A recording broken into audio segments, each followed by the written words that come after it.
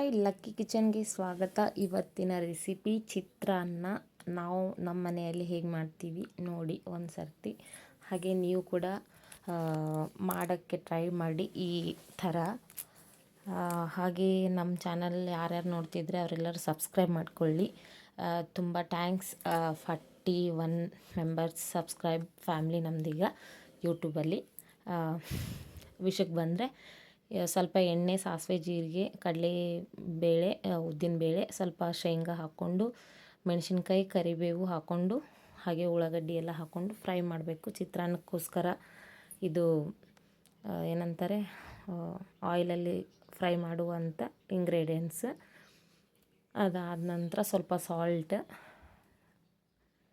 ಹಾಗೆ ಅರಿಶಿನ ಹಾಕ್ಕೊಂಡು ಚೆನ್ನಾಗಿ ಮಿಕ್ಸ್ ಮಾಡ್ಕೊಳ್ಬೇಕು. ಜಾಸ್ತಿ ಹೊತ್ತು ಈರುಳ್ಳಿ ಎಲ್ಲ ಫ್ರೈ ಆಗಬೇಕು. ಸ್ವಲ್ಪ ಕೊತ್ತಂಬರಿ ಕೂಡ ಹಾಕ್ಕೊಳ್ಬೇಕು.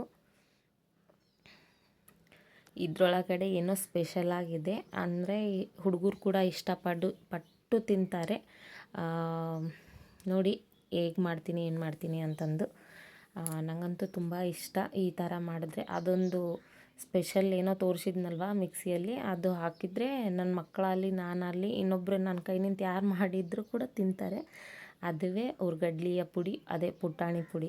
ನಮ್ಮ ಉತ್ತರ ಕರ್ನಾಟಕ ಭಾಷೆದಾಗ ಹೇಳ್ಬೇಕಂದ್ರೆ ಪುಟಾಣಿ ಪುಡಿ ರೀ.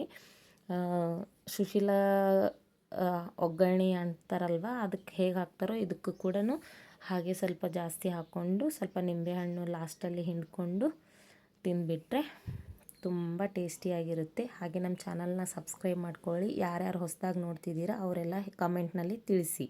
ಬಾಯ್. కడదాకా కలిసుండటమే బ్రతుకంటే